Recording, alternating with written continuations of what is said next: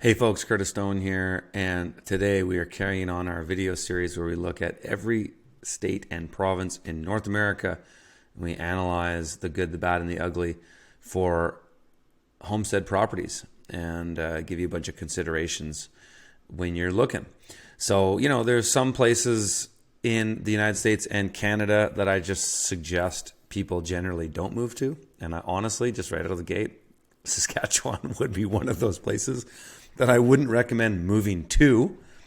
However, if you're from there and you live there and you have a reason to stay there, I'll give you some food for thought on some places that you might want to consider.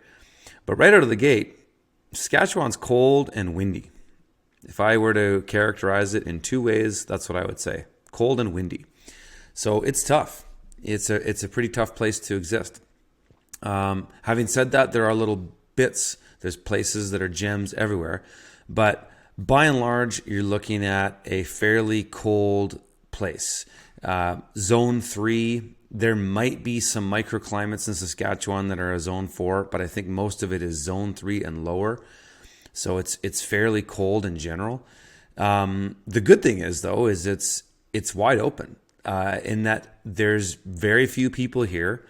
If you want to hunker down and be out of the fray, if the proverbial shit were to hit the fan, as they say, it's a pretty good place to be in regards to that. I also find the people in Saskatchewan lovely. I find native-born Saskatchewanonians, or whatever you want to call them, whatever they're called, are great. I really, really enjoy good old farm boys like you find in Saskatchewan. So I think generally speaking, it's a good place to be in regards to that. It's Canadiana, if you will. It's people work hard out here and make things happen quickly. People from Saskatchewan show up early and they leave late. So I think, the people in this place are some of the best people in the world, in my opinion. Just salt of the earth. So that's a really good thing about Saskatchewan. And it's important to consider these things too, because they're all real factors, right? And if you're watching me do these videos, you obviously care about my opinion on these things, and that's that. So let's just say, let's start with overall in the state or in the province, this southern half is barren, open, and it's where most of the farmland is, big ag. Look at, you could just zoom in here and you can see all these quarter sections and sections of land that are split up into squares, and it's all, pretty conventional ag. In and around the Saskatoon area, it's just big farms, just wide open. It's windy as hell. There's very little, if any, trees at all. And so that's kind of tough. But there are little gems in here. And I find, as far as the topography of Saskatchewan is concerned, up here is better. However, the further north you go, the colder you get. But you might find refuge from some of the big winds in these treed areas, because trees prevent wind. So our no-go zones are going to be what we typically look at as a 50-mile radius area around all the major cities. And again, just because you have a property in and around these areas doesn't mean that it's a write-off. We just kind of blanket say we want to avoid the big cities in general. But having said that, the cities in Saskatchewan aren't really all that big. Definitely, Regina and Saskatoon are the big cities in Saskatchewan, but they're not even that big compared to cities in, say, Southern Ontario or Vancouver in British Columbia, or anything in the United States. These cities are a lot smaller, so you can find gems in these areas. But we just, generally speaking, when we're looking at these analysis of places, that we just kind of want to avoid the big cities. And so that's what we're doing here. Lloydminster is not a big city at all, and it's a neat city. I actually went here, did a talk up here a few months ago, and half the cities in Saskatchewan and half the cities in Alberta. And does that mean much? Not really. When you're there, you don't really notice anything. But it's not really a big city either. So when I say avoid a city by 50 miles, in a place like Lloydminster, if you're here, whatever, they're not big cities. So take that into consideration when we look at these. So there's a part of Saskatchewan that's super, super dry, where there's just very little water security, and that's down on the southwestern quadrant of the province. So I would just avoid that. There's very little water here. It's at risk. So that's not really conducive to good homesteading or good farming in general. Not to say that you can't farm down here, but you're at a risk where you just might not have water. So it's pretty dicey. And Saskatchewan has certainly had some really, really dry seasons over the last number of years. You talk to anybody from there, they'll tell you that. And so it's pretty dicey if you're dependent on rain to water your crops.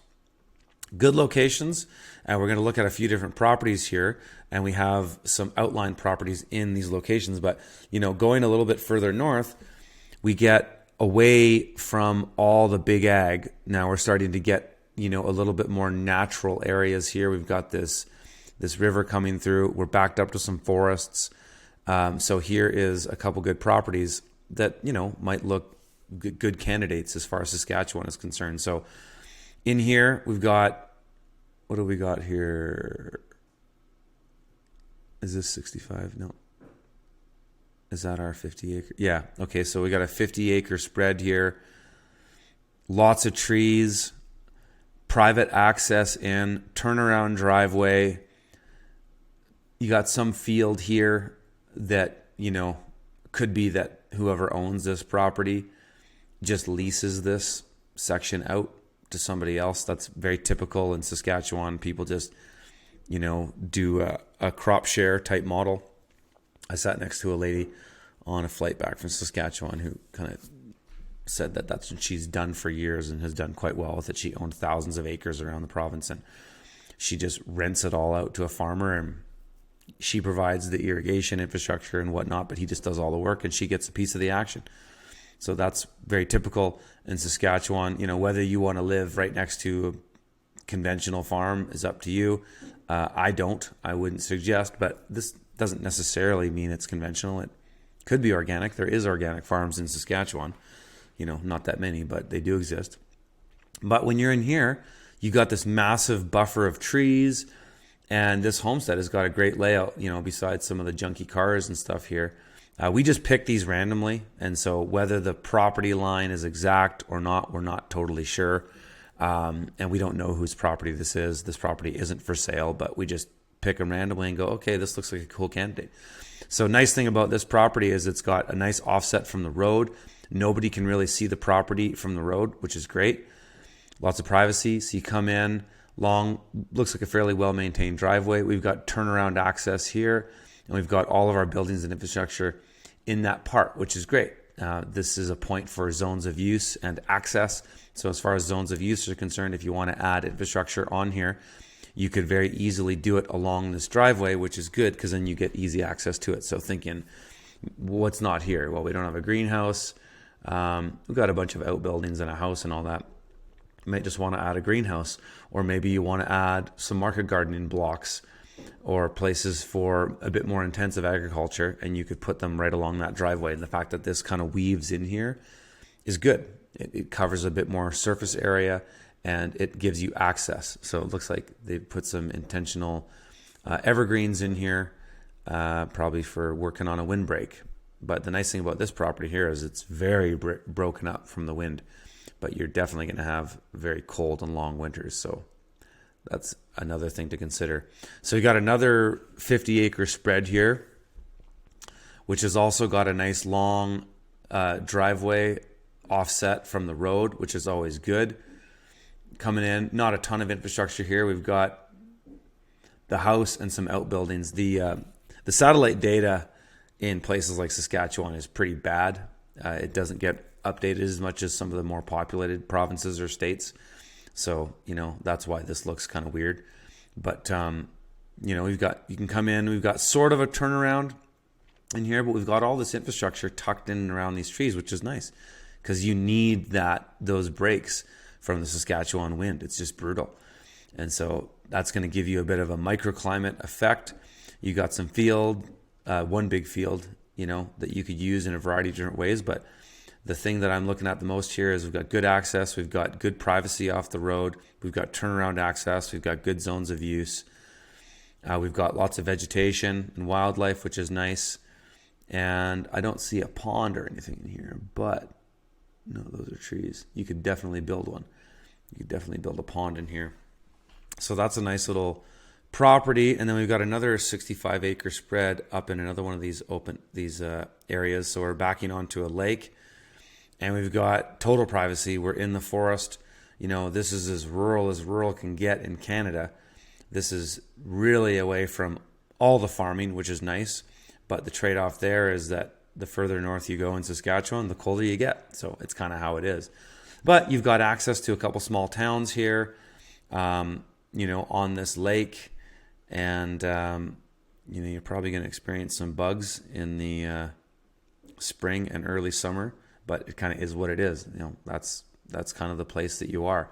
But a property like this is great because it's hidden off the road. You got tons of wildlife around. This looks like just a raw land parcel, but looks like a nice pond in here. We've got some infrastructure. It looks like they might have started to develop this property and then didn't do much. Maybe they did some logging in here. That's what it looks like. So, this could be a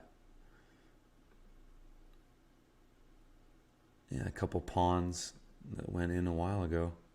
Yeah, look at the satellite imagery data. It's just brutal for Saskatchewan in general. But, a property like this, you could develop fairly easily because you've got lots of open areas, and you might start here. If you were going to put a house in here, you might, you got nice, totally hidden off the road, which is lovely, especially because this is a dirt road and it's going to be dusty.